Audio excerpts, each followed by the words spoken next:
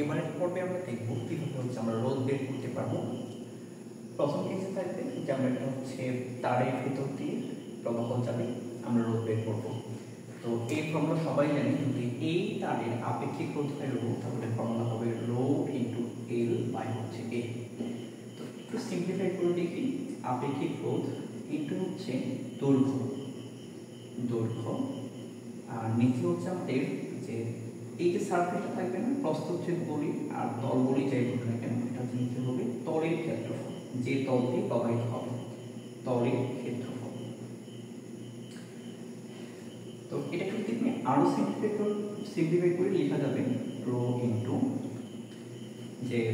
যে বরাবর যাবে সেই বরাবর দৈর্ঘ্য, যে বরাবর যাবে সে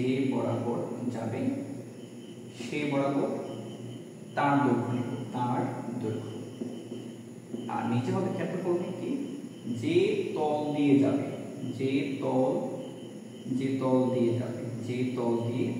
তার ক্ষেত্রফল নেব। তো এই নিচের অংশটা হচ্ছে আমাদের প্রবাহের সাথে আয়ের সাথে এই যে ক্ষেত্রফলটা থাকবে সেটা হচ্ছে আমাদের যে পরস্পর লম্ব বরাবর থাকবে তলের সাথে, আমি কিন্তু ক্ষেত্রফল বলি তলের সাথে লম্ব বরাবর।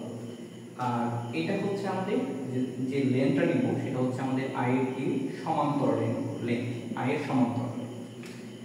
তো আমি যদি কেস নাম্বার 2 এ চলে যাই তাহলে দেখব আমরা এখানে 3D সার্কিট দিয়ে থাকি, 3D এটা ঘনবস্তু। তো ধরে নিচ্ছি যে এটা আমাদের ঘনবস্তু।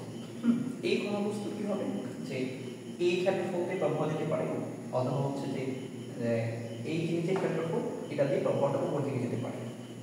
যদি এই বরাবর যায় তাহলে কি করবো আমরা, আমাদের যদি এই বরাবর যায় তাহলে 3টা ডাইমেনশন থাকবে এখানে। এদিকে হচ্ছে আমাদের এ ডাইমেনশন পাবো, এদিকে পাবো বি ডাইমেনশন, উপর দিকে গেলে সি ডাইমেনশন পাবো। তাহলে আমাদের ফর্মুলা আগে রো ইন্টু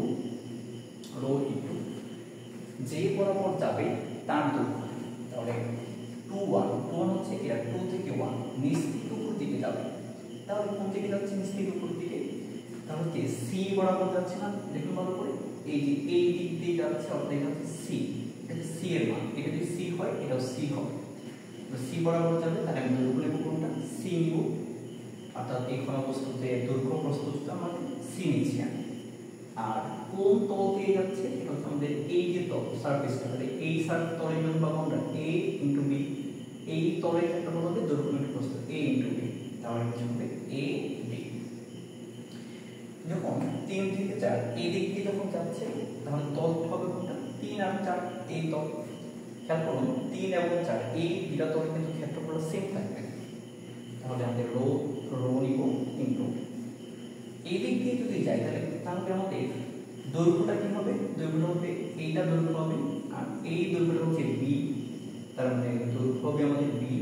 আর এই যে সারফেসটা থাকবে তলটা হচ্ছে আমাদের এ এবং সি এর সমান, এটা ক্ষেত্রফল হবে এ ইনটু হচ্ছে সি।